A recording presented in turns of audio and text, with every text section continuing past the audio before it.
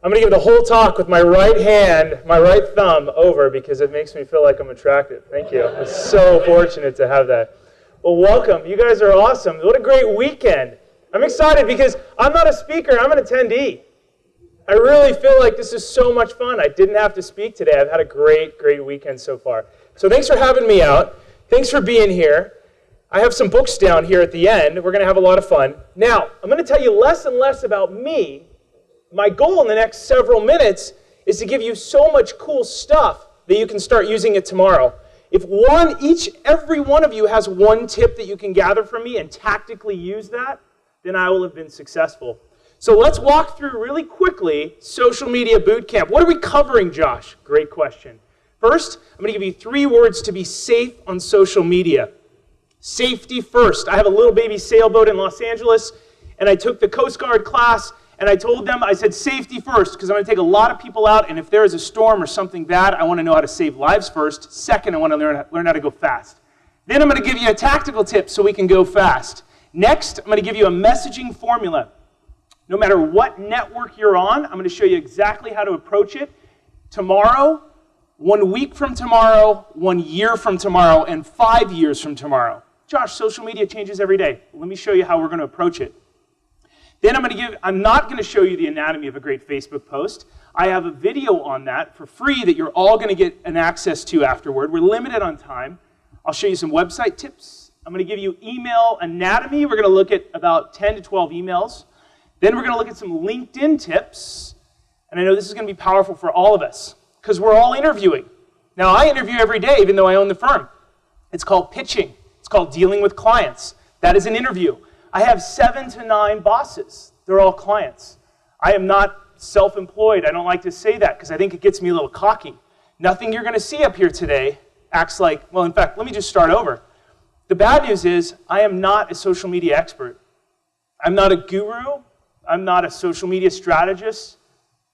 What I am, unfortunately, is a guy that's really good at making mistakes.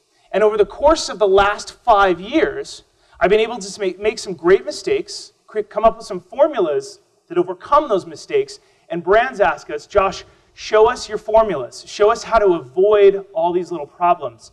So we're going to move into some Google SEO tips so you can find out what you look like, both logged in and logged out on Google. And then we're going to open it up for some Q&A, and I'm going to give you some secret next steps.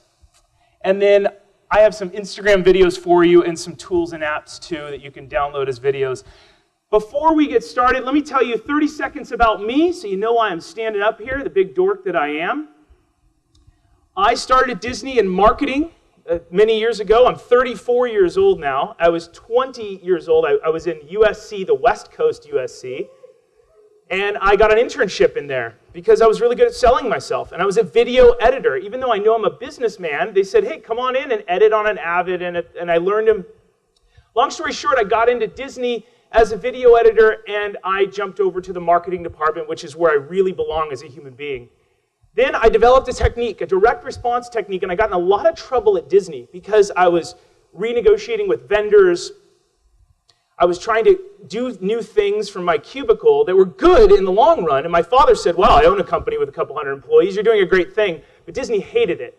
I was not a part of their mold. So I ended up leaving Disney and trying my technique in politics. I said, well, if I'm really good at what I'm doing as a marketer, I can get a lot of people to vote for me. Ran for politics, ended up losing by about 400 votes in Hermosa Beach, California. I ran against the mayor. He was an incumbent. I was the youngest person on the ballot. I had a lot less money. No one knew who I was, but I was very good at knocking on doors. I wasn't shy. I followed up with email, Twitter, Facebook, and I had great printed materials. Didn't have a wife or kids, but I had a dog in all my photos. I was very good at saying, who's my target audience? How do I win them over? Use what you're good at. I'm going to show you how to use what you're good at today. And then I started giving away this formula in speeches. I said, hey, big brands, you're no different than politics. You're selling to the same people. Politicians are trying to win their vote, but Neutrogena is trying to get them to buy skincare. And Disney's trying to get them to go to a park, and so on. So brands started listening, and all of a sudden, as I was giving away all these tips for free, which you're going to see me do today, I started getting invited to give away more tips. They said, Josh, we like all these failures you've made. Turn the formulas for success into a speech and keynote. And I've had the opportunity over the last 3 years to keynote about 115 times. Now, I'm not a professional speaker. I do get paid for it, but I don't consider myself a speaker. I consider myself somebody that learns from failure, turns it into formulas, gets very confident about those formulas, because I've been down in the trenches, and then I'm very good at expressing that. So about 2,500 individual firms have been in my speeches. I wrote a book called Light, Bright, and Polite. I have 15 of them up here today. It's all I could squeeze in my suitcase, because it was kind of a last-minute flight here. And I'm going to share with you what this means, and I have 15 of them to give away to you guys today. And the 15 at the end that I give away, I'd love to take a photo with you, because I'm going to show you what I do with that photo. Did my mic just turn off, or can you guys? Oh, I'm loud. That's My mom says I talk too loud and too fast, so I apologize ahead of time. And then I'm developing a book for what I'll talk about today is social media safety and effectiveness for companies, which is where my heart's at. I'm writing a book next year on safety plus smart for kids, teenagers, and young professionals. And that's what I'm going to share with you today a little bit. So let's move on. Before we get started, here's me at USC, UCLA, and this is the coolest one. 19 Egyptian women flew in from Egypt to travel around Twitter, Facebook, Google offices, NASDAQ, and this organization that brought them in called us and said, Josh, it's really cool that all these big organizations invited us to let these women in, but unfortunately they didn't teach us at all how to use the network. They said, oh, you can go to biz.google.com and learn how to use it. You see, the tactics behind getting to know the customer aren't always what these networks teach. So I'm going to show you some counterintuitive ways to do that, and I got to share it with all these women that are overseas now running their own businesses. They start nonprofits. Some of them are doctors and lawyers and so on. Before we get, I keep waiting for this next slide. I moved them around a little bit, some of the brands. 3 goals on social media. Everything that we do this morning or this afternoon, now that it is, I have 3 goals that I want you to always remember. This will last for 5 years for you. This isn't a fly-by-night. You're not going to get any buzzwords from me today. You're not going to hear me use words like strategy, become a part of the conversation, engagement. Everything we do today is business-oriented, customer-centric. So everything we do at the end of the month, I want you to ask, were we able to find new customers with our social media efforts? So if you're using a new technology for your little startup or for your firm, or you want to try something new, did we find new customers? 2, were we able to nurture existing relationships? Did we take somebody that already knows us and we're still keeping them top of mind? And number 3, at the end of every month, for any new programs you have, I want you to tie it all back to the bottom line. I want you to make sure that you're always improving. Failure is okay, but learn from it quickly and let's keep moving on. And these are some of the people I work with in LA and Dallas. Okay, before we get started, here's what I'd like you to do. I have 100 free videos for all of you in the audience. And I want you to go to MediaLeaders.com, pull out your phone, please. Go to MediaLeaders.com. I'm going to show you a technique. I already have all your email addresses. I don't really need them. But I want you to experience how I get data capture and I give stuff away. It costs you nothing. Go to MediaLeaders.com. Do you see up there at the top how it says get 100 free marketing videos? Wait 1 sec. When the whole thing loads, you'll see that. Click it. It'll scroll down and say join our list for 15 plus free tweets, videos, an ebook, and so on. And when you enter your info in there and put your drop down by city, it'll then pop up and say, great work, you'll hear from us in the next 15 minutes. And it will auto-deploy an email. I'll give you a sec to do that, and then I'll show you as we go through our website tips and techniques. I'm making it super easy. I'm giving you so much value that it works. All right. Did it not work? There's an error? That's embarrassing.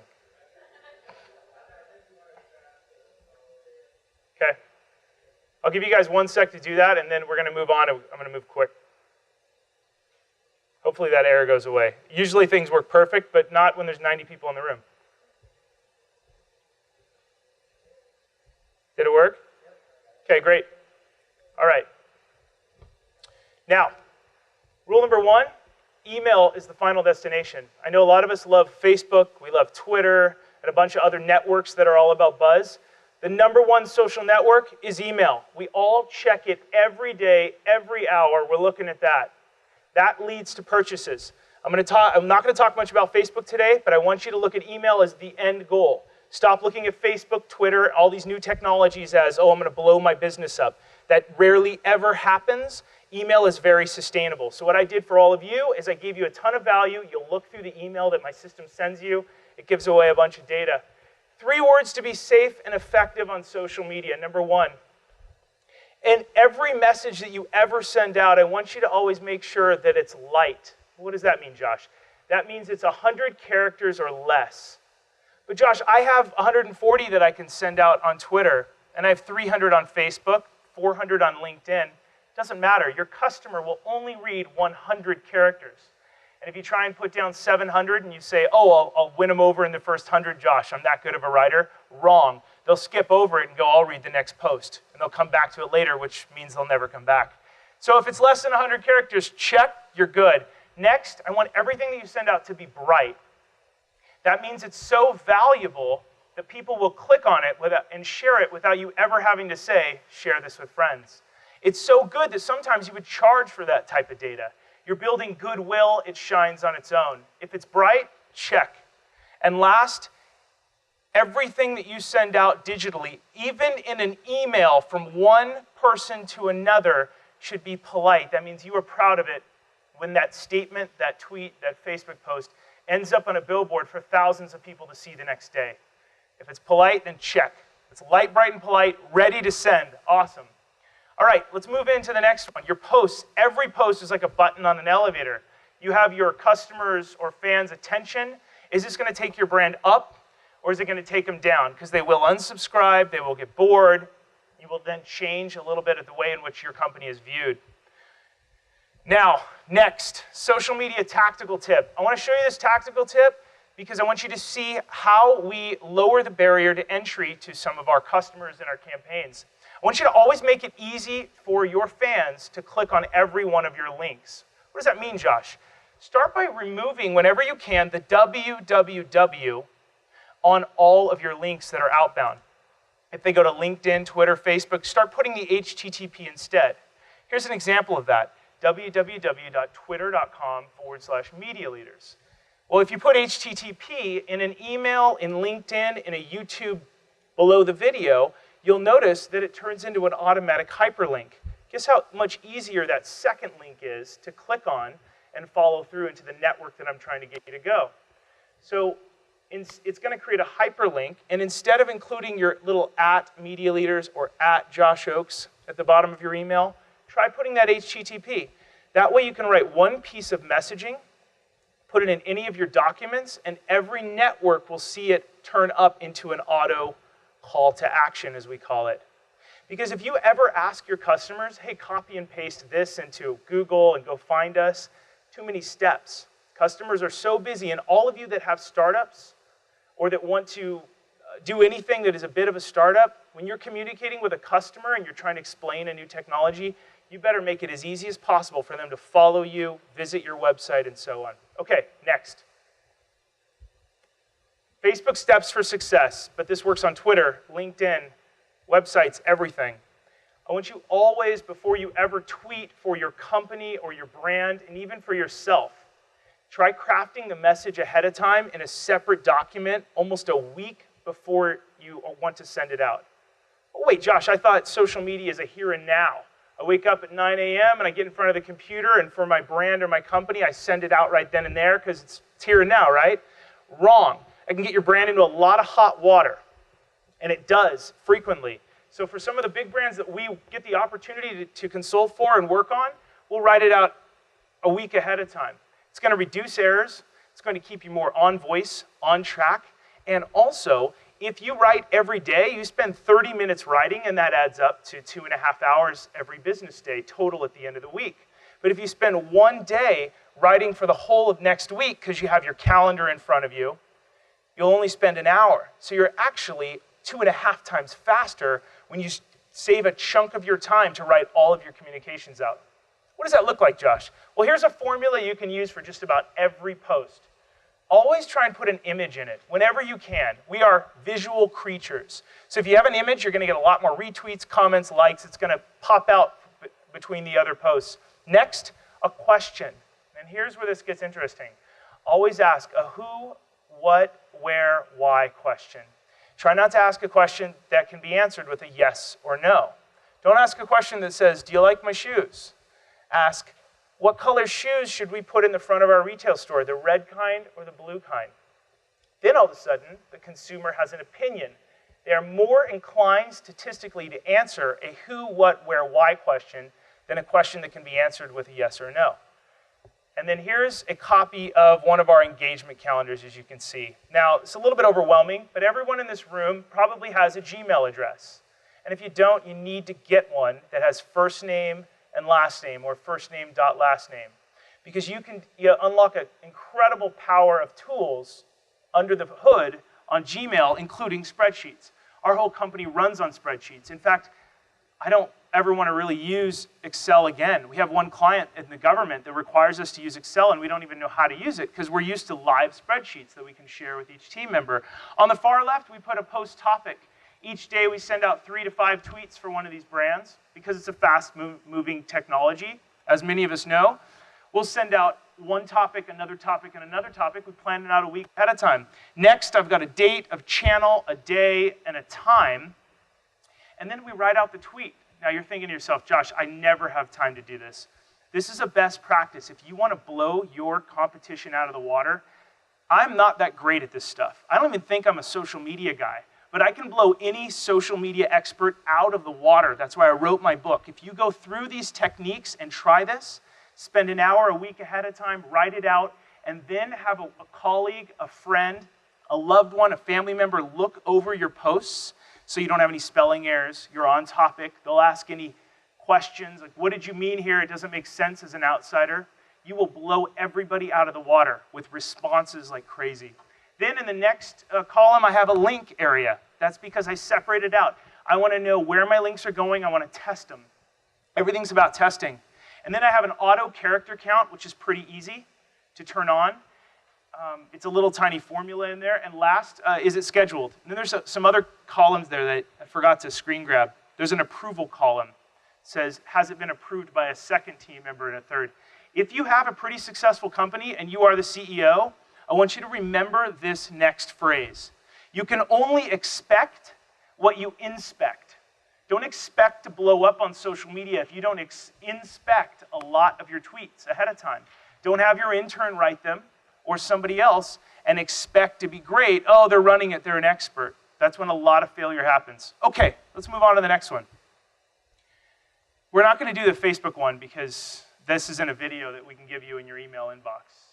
What I do want to do is, how many of us are on Twitter? Raise your hand. Great.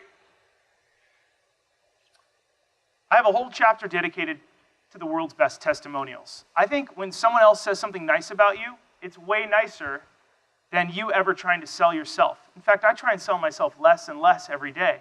I tell clients at the end of a call, I say, look, don't trust me at all. And I say this verbatim every time. I go, look, don't trust me. I could be completely lying to you. Go look at my LinkedIn profile and my Twitter favorites and go see what our happy customers say. Please trust them. We've got over 95 LinkedIn recommendations, the old school ones where they have to write it out, not the new endorsement ones. And I tell my clients I could be a complete liar, and they are attracted to that. They say, wow, wow. Yeah, please go read what others say. Don't trust me. And they're impressed by that because then they start to look through and it sells them even more and more. Let me show you how to do this technique on Twitter. First of all, if somebody says something really nice about Succeed Faster today, Adam is getting a ton of great quotes. This is amazing. He's getting awesome pictures, happy stuff. The best quotes that Adam gets, he's then going to find those tweets and favorite them from the brand, from the @SucceedFaster Twitter handle. He'll favorite them and go, ooh, that's good. Then he'll immediately native retweet them so that people that land on the Succeed Faster Twitter profile will see not only his tweets, but other people saying amazing things. And his tweets and other people say it's peppered in with all these positive testimonials.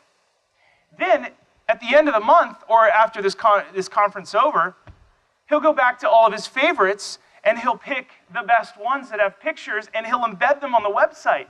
Because the anatomy of the world's best testimonials is their photo plus their words plus a way to contact them plus a photo that maybe they uploaded on your website talking about you. Like, look at this. We run Amtrak California's Twitter handle and Facebook.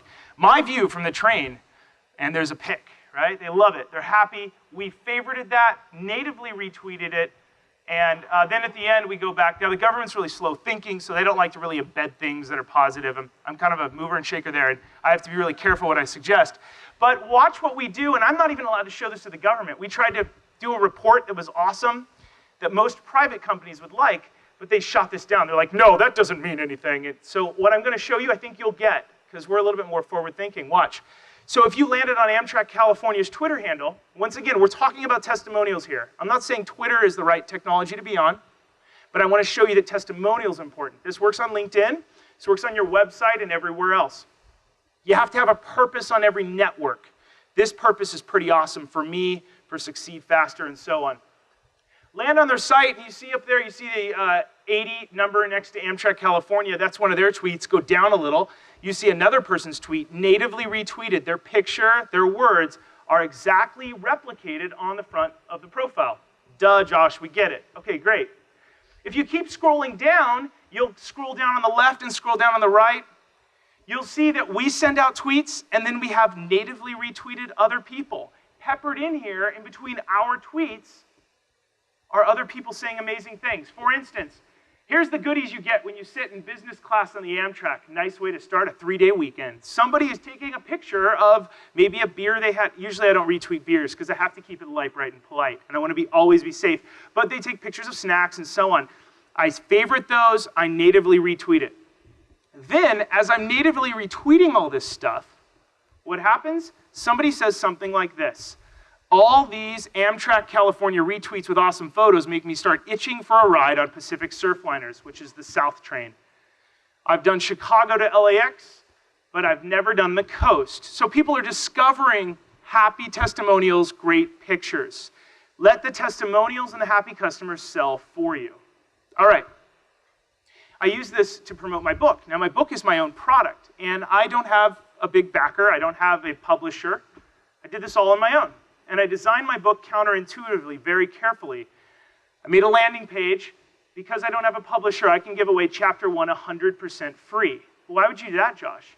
Because we're in the land of building goodwill. And in fact, my book, I would give it away. I'm going to give 15 of them away for free. If I had a bigger suitcase, I'd bring one of them for every one of you.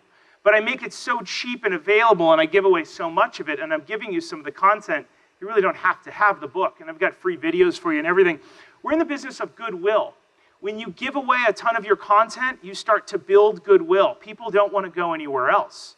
And when you think that to yourself, well, why would I give this away? It turns out people will read your book, or they'll hear you talk, or they'll watch you teach them how to edit their own videos, and then when they get overwhelmed, they'll say, you know what, I learned from the expert, but I need to hire the expert. I don't have time.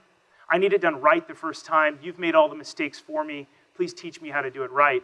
So here on the page, if you look down here in the middle on the left, you'll see Heather say, just finished reading this book. I embedded that as a tweet. I took the happy customers, saved it at the end of the month when I had to build a landing page for the book, which is scrappy and fun.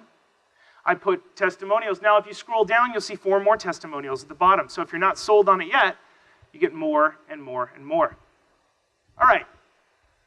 Twitter testimonials. Okay, so at the end of each month, you can go back and take a look at your favorites. How many of us are going to use Twitter for our startup, if we do have a startup? If you have a B2C startup and you have an interaction with customers that then turn around and do this, this is a wonderful purpose to use Twitter. Twitter is not right for everybody. Facebook is not right for everybody. In fact, Facebook is quite a bit of waste of time. I wrote a book on Facebook, and it is a waste of time. Because when you earn a Facebook like, it's like putting $1 in your savings account. What do you mean, Josh? Well, if I went to Bank of America and said, hey, Bank of America, I'm going to give you $1 for the next 10 years every day of my life, and then I'm going to come back and I want to take all those thousands of dollars, those tens of thousands of dollars, and I want to put them down on a down payment of my home. I don't know what the home is, but I start saving now, right? Great. You have a startup. You don't know what you want to sell people, but you get them on Facebook now. Same theory.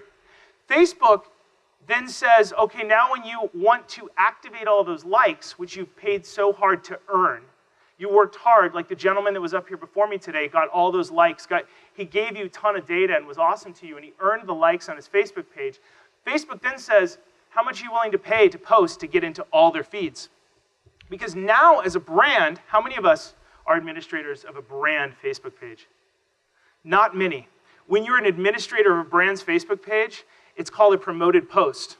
And if you have 75,000 fans, which you work really hard for, each one of those is a penny or a dollar in the bucket, Facebook's now in the business of charging the brands to say, well, do you want access to all of them? Because if you post natively, you only get into 2% of the fans' feeds. Why is that, Josh? I thought I get into 100%. No. You see, Facebook wants to test your content to make sure it's sticky, to make sure it gets comments, likes, shares, and so on. And if it does, it puts it into another 2 or 3 or 4 or 5%. But now, because it's a publicly traded company and it wants money, they charge money to get into all the feeds. $50, $100, the CPM runs all over. But long story short, every network, you need to have an absolute purpose, otherwise don't waste your time. This is a fun purpose for Twitter. Okay, next. Let's look at some website stuff. How many of us are gonna have a website for our startup? Raise your hand. It really is the retail storefront of every business, right? Now, I'm not the world's best website guy. I don't think I'm the best at any of this, but I test it every day. We host a lot of networking events, webinars, panel discussions in Los Angeles. Every new city I go to, I say, I want to meet a ton of people. Let's host a free event. Let's go to a bar, which will give us their venue for free, and let's host a networking event.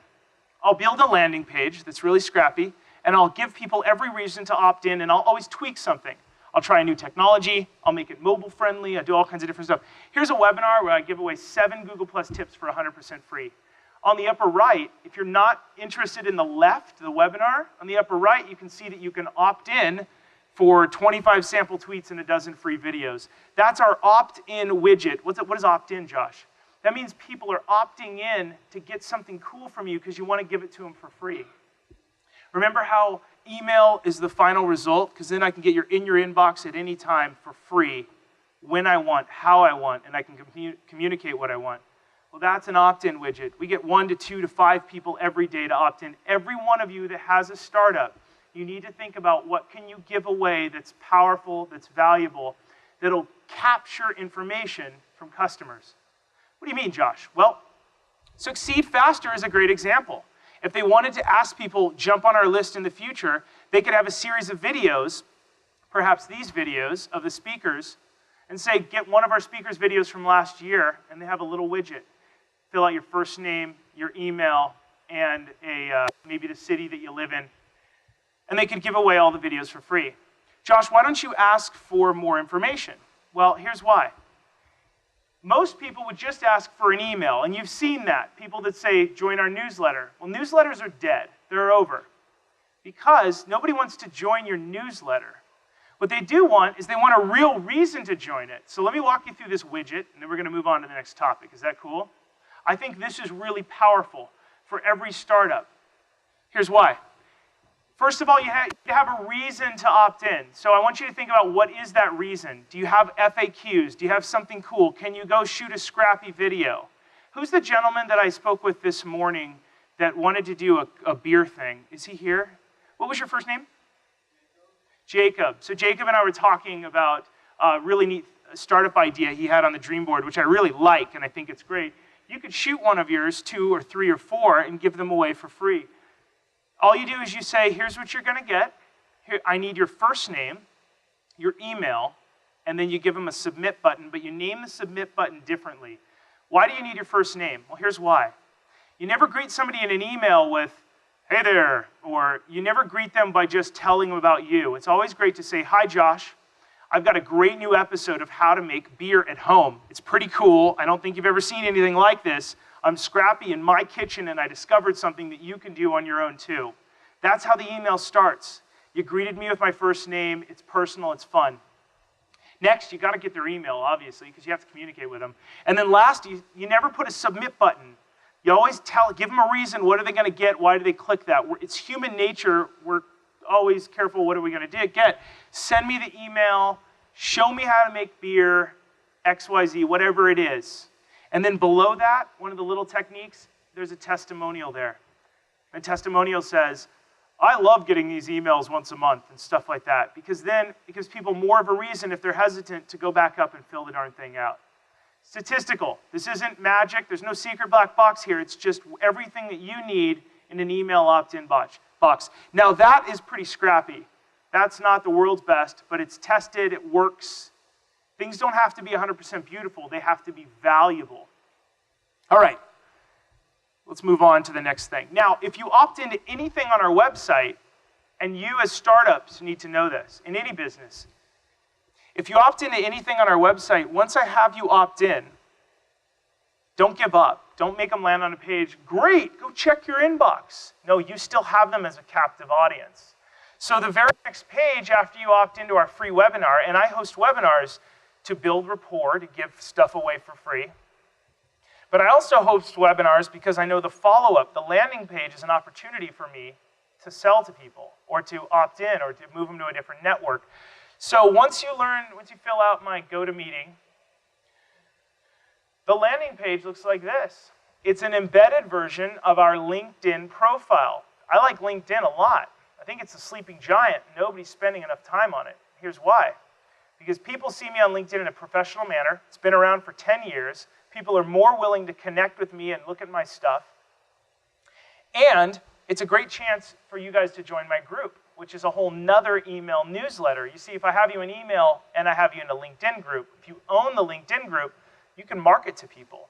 You could say, hey, LinkedIn group members, how's it going? I have a special offer just for you. We're doing something rad. It's not available. You get it a week early, something like that. So I have another way to get into that inbox, get past spam filters. Now, if I took it to the next step, is this making sense to anybody, the landing page? I showed this to a seasoned CEOs, a CEO group, 8 of them last week on Tuesday or Wednesday or Thursday, and their eyes glazed over. So I don't want to move too quick. But you guys are all young, you get it. Once you opt in, you still like me, you want to join the next one, right? But what if I upgraded this landing page to look like this? And I love Google+. I'll tell you why in a minute. What if I updated it? You're going to get info from us in 15 minutes. Stay tuned. Now join us on Google+, follow us, and then go to the next step and join our LinkedIn group. Now you see how we're putting you through hurdles? Because you're already in love with Josh. For just a second, move into the next, right? It's a small window. And if you read my book or download it on ebook or you download chapter, I don't know what chapter it is, but the testimonial thing is when someone is in love with you, you get what you can from them, move it to the next step, be ready. This is that moment of love. They go, I love it, I want it, oh, I will join you, right? I'm glad that love thing gets everybody smiling. Now, if we take it to the third, I almost said the nerd step, which is definitely true.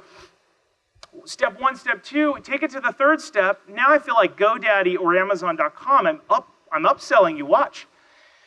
Step 1, share this event, because once you register on a certain event for us, we get you to share it with a bunch of people. That's when you're happy. Invite your friends by clicking a few of those darn buttons. It shares the link to the front page of our site. So your friends click on a link, they go to the front page, they learn about the events, it's viral. Next, join us on Google+, and then next, learn about our next events. And I host little conferences that are one day, full of boot camps, full of tactics, so I've got you in next steps. And you would not believe how many people start clicking all those things because they like what they see, they want to be a part of the community. Every one of you startups can do this. You have all the tools. This is WordPress. Everyone in this room is in their 20s. You should be learning WordPress. If I can learn it in my 30s, you can learn it 5 times faster than me. You should learn HTML. You should learn WordPress, how to turn plugins on and off. You should be learning SEO, and I've got a website where you can go, and it is the best website for SEO. I also love lynda.com. I have a subscription to that. But this is super easy, and it's scrappy. This isn't professional with developers overseas. I'm going to skip through this for just a sec. Let's go into email bootcamp. How are we doing on time? 15 minutes? All right. I'm going to go quick on email, and then SEO, and then we haven't even done LinkedIn. I got to hustle. Sorry, guys. Let me give you one key takeaway on email. 1, greet people with their first name. 2, don't have too many images. That's the key. If I have to sum it up in 5 seconds, there you go. Let's move in real quick. So first of all, examples of real emails. I'm not picking on any brands. I love them. I learn from brands. They learn from me. We're all in the mistakes together. We're all here. A rising tide rises all boats. So I'm here to show you some examples. This is CES, Consumer Electronics Show in Las Vegas every year. They send out some big emails. Panasonic invites you. Looks cool, right? Guess what? I use Gmail or Google Apps. So do all of us in the room, mostly. Guess what this looks like when it comes into Gmail? Look at that. What do you think your customer's going to do? I don't know who the heck these people are. I'm not going to accept that, because when you accept images and you're a little bit technical, you understand that the tracker, the spammer, then knows you opened it, and then you're screwed, right? So I'm not going to accept that. So learning experience. Don't put too many images. Here's another company. This is an app. Hey, we just upgraded our app, but guess what it looks like in Gmail? Not bad, right? You still get all the content in there. That's the learning experience from this. Once again, anything above the fold, that's a lot of real estate. Make sure you're talking in the first person. Hey, Josh, we'd love to see you at CES. Here's the value you're going to get. Click here. Call to action above the fold. Marketing experiments. If you have a weekend and an iPad and you really want to sit on the couch and learn from the best of the best, these are the guys. Now, I'm not picking on them, but I'm a scrappy, customer-centric marketer. What's wrong with this? Well, it looks great. Call to action above the fold. View report. What does it look like in Gmail? The view report disappears. The call to action was an image. It's like, oh, sucks, right? Make that stuff text. Josh, how would you improve it? Well, here's how I would do that. This is our scrappy hybrid. It's all about the customer. You don't need a whole lot of money. We use Infusionsoft. I'm a partner of theirs. I coach a bunch of companies. Look in the upper left. Hey, Betsy, or hi, Betsy. Can you believe the holidays are almost here? Let's use this as a chance to celebrate. I want you to be the first to hear about our next event. Look at the call to action. Register here. Textual. Easy. It works on mobile. Works everywhere. The imagery in the upper right isn't activated, but it doesn't matter. If you do activate it, that's what it looks like. Doesn't change anything. But the next one, the confirmation email, is also another step to upsell. If you ever get emails as a startup, you should be thinking, what's going to be in that email? That confirmation email. I send something out like this, and this has worked very well for us. I hope you all adapt this, use it, run with it. First name, hello, first name, or hi, or dear. I don't like dear. I think it's a little too old school. You're registered, awesome. So it's a confirmation so that you never get email from them. They know what you're going to get from you. Next, please help us, because remember, they're in the window of love. They like me, they opted in, cool. Help me spread the word about this event by inviting your friends. Click here, one click to Google, Facebook, or whatever they are, whatever networks you want. Then if they want to turn the imagery on, that's what they get. See that? It doesn't require the imagery. Crucial. Let's move past this. LinkedIn tips. How many of us have checked in LinkedIn in the last week? All right. This is the sleeping giant. If there's one thing you learned from Josh today, it's that LinkedIn is the most important social network. But Josh, I have a B2C store and whatever. LinkedIn has been around for over 10 years. Do you know what that is in internet years? That's twice dog years. It's unbelievable. First of all, I'm going to give you a few tactical tips. I'm not going to show you how to use LinkedIn. I'm in the business of bringing you the counterintuitive stuff. No BS here. You need to have a great image. No reason why you don't have a great image. You're all young. You're all right thumb up attractive, right? So you should have a nice, clean image up there. Next, I want your first and last name clear. The way in which, now this is a counterintuitive trick. If you have a middle initial, consider getting rid of it if it's on LinkedIn. Why would you say that, Josh? Because it's harder to find you. And it's all about the customer finding you. If I was Joshua K. Ochs, which is my formal name, nobody's typing in Joshua. My business card, my book, everything says Josh Ochs. If you put the K in there, harder to find me. It looks like a different thing. So be smart about how you want to be found. What do people know you as? Go after that. That's step one. Step two, be honest and clear with your headline. I don't call myself a social media strategist. I don't like that term. I don't like social media expert. This industry that I'm talking about moves so quick. How could I ever be an expert? Changes every week, and I think that as soon as we're an expert in the online space that this is, that we get egotistical and we stop learning. So I just call myself a tester, a scientist, if you will. I'm breaking things daily and messing up and embarrassed. So I call myself a social media advisor. As you move down, this is where you all get the awesome chance to tell who you are. Now, you know that. This is the cover letter area that is your summary. The keys to this is, the keywords you use here, you should A, be really honest. B, you should be somewhat on topic. Because the keywords you use in here help you to get found. And you're all about being found because you're all about controlling the first page of Google, which we'll talk about in 1 minute. Josh, why would I use the right keywords there? Well, because you guys have all seen these little tiny endorsements, which are really annoying. Bill endorsed you for 17 different things. And if you haven't gotten those yet, once you start filling this out, you'll get some emails where at the top it says, what does Jacob know about beer? And Jacob's good in the beer industry, he's a great restaurateur and stuff. I'm not framing you as that, but he's a great content creator. It picks keywords from here, it puts them above your profile when somebody visits, and they click, yeah, I do know of them because of that, boom, boom, boom. Then, when other people land, they see this little endorsement thing, which is really annoying at the bottom, and you see a bunch of heads and stuff. So, bottom line, get this right. Be personal, be first person, say this is what I'm looking to do, this is what I want to do, this is what I'm great at, stand out from your competition. You can go read mine at a later date. I encourage all of you, let's connect on LinkedIn. I'm your friend here going forward. And I make myself available to all of you. If you want to set up a 15-minute phone call, I'll show you an automated way that I do that. We'll get on the phone. I'll give you some tips. All right. Next, this is where it gets good. I don't have time to tell the whole story, but I sat next to a gentleman on a flight and taught him how to use his cell phone. He said, I didn't know Google would do that. And I said, yeah. And I was in the center seat because I couldn't sleep anyways. So the gentleman next to me, he said, why does contacts.google work so well? I said, I don't know. Here's why. He said, I didn't even know that existed. I said, don't worry, I do a lot of forward-thinking stuff, and I'm usually a little bit ahead of the curve because I'm always trying to break things. He goes, no, I can't believe that actually works, or it exists. I said, don't worry about it. It's one of Google's new products. And he said, well, I work at Google. And so he didn't know. So that 5-hour flight where I taught this guy some tactical tips on how to run his personal business life, he said, you got to come work for us at Google. I'd love to have you on our team. I'm a VP in New York. You live in LA. Please interview with us. I said, dude, and I just started my firm. I said, I'll do it. Let's spend a couple hours on the phone. That guy gave me an unbelievable amount of time on the phone going over my LinkedIn profile. I'm sharing with you the tips that he gave me. Here we go. When I worked at Walt Disney Studios, up top, this is what the guy taught me. First of all, be honest with what you did on the first 2 lines. Assistant brand marketing associate at Disney. I wasn't a brand manager. Make sure it lines up. Otherwise, you're screwed. In a world of transparency, be careful. That first line has to line up. The second line, Walt Disney Studios / Buena Vista, my paycheck said Walt Disney on them. I worked in the Buena Vista department. Very easily explainable. Be honest.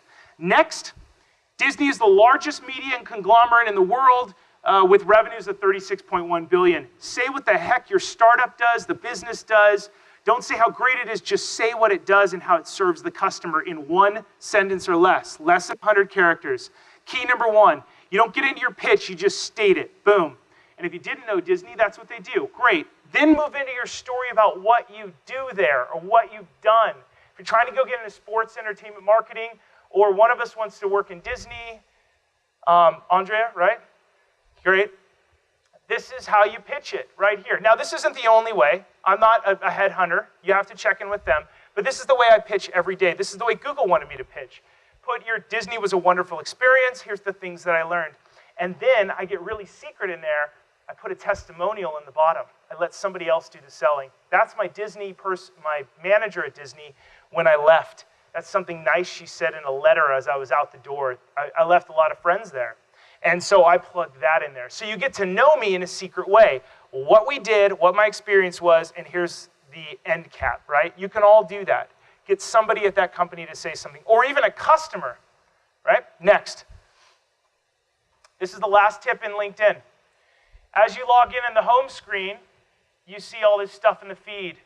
The coolest part is in the bottom right. 6 people viewed your photo. You click on that, and you can see the creepers that are looking at your photo, right? Okay, next. When you click on that, you see a bunch of people that looked at you. Don't follow up with them using LinkedIn. Instead, write a handwritten note card, get on the phone with them, figure out how to contact them using another network. I often will call somebody, hey, Steve, listen, Bill and I were at lunch. We thought about you. We wanted to chat about a project. Call me back. And those people will then follow up. They'll say, wow, you were top of mind. And then the last thing I had to show you up there was Google. Rule number 1, when you're logged into Google and it knows that you're in your G+ and you have your little headshot in the upper right, when you're Googling, you're not getting correct results. You're not seeing what other people see your startup as. I always want you to go into incognito mode.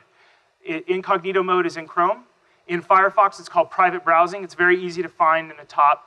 In fact, many of you have an inbox video in your inbox email from me. Always log out, check your results that way. You're going to see what the rest of the world sees. And that's it. Now, one last thing. I have books for about 15 to 17 of you. I'd love for some of you to come up and let's take a group photo if you don't mind. Is it appropriate if we do it now? Okay, great. Take a group photo. I'm going to ask, do we want to do photo and then Q&A? Let's do that. Let's do photo first. You had mentioned that you do a lot of free webinars, but you also do paid webinars as well, correct? We don't do any paid webinars. You don't? Not yet. Okay. We will someday. Yeah, we kind of have in the past, but most of them are free. Okay, because my question then would be, how do you determine the price point and length for a paid webinar, but it doesn't sound like you're doing I have a whole book for you on that. Okay. It's a long answer, but I do have a book. If you go to medialeaders.com/books, and they're in your inbox, if you signed up, I'm giving you a ton of value if you sign up for our newsletter. On the right-hand column, it says, read our 50 favorite books. It's a list of our books. One of them says, stop speaking for free, and it teaches you how to build webinars that are paid. Key number one, don't use the word webinar, because webinar has a free mentality to it. Call it online training. Okay. So when I hear webinar, I go, of course they're free, but I forgot to mention that to you. So that's a cool book that I learned from. It's $20, it's thin, but it's so valuable that it's worth the money. Great, thank you. In the back. Mailchimp.com, pretty easy, free for the first 2,000 emails. Aweber's great also, yeah. Aweber's automated, it's like Infusionsoft, but step down. MailChimp's great, it's free, it's super simple. You can send out great newsletters, they're both awesome. I don't like Constant Contact. I think they spend more money on their marketing than they do their technology. Yes? What's the preferred ending? It doesn't matter. It's whatever your personality. The preferred ending is a PS and a PPS. People read PSs and PPSs more than they read the email. They'll scroll down to the bottom and it says, PS, here's your free ebook. Click here and download it. They'll read that every time. Try it, prove me wrong. It works for us all the time. Doesn't matter the rest. You just make it short and sweet. And put the PS as the sale, exactly as the sale message. They'll scroll to the bottom. One more question and then I'm going to wrap up to be respectful. Yes? Sorry, Courtney. Look at a technology called Buffer app. I had a whole slide, but it's kind of fun to go shoot by the hip. I had a whole slide that had a bunch of tools. And if you click on the right-hand column of the email that you automatically got sent when you opt in, it says, here's our favorite products. One of them is Buffer, and one of them is Hootsuite. And after we deploy it and it gets spell checked and picked up by Google, which less than 24 hours, we'll tweet it a couple times, not just once. We'll do it a few times because there's other content in between there. Hey, I want to thank you all for letting me come out. I've gone over, so thanks for having me out.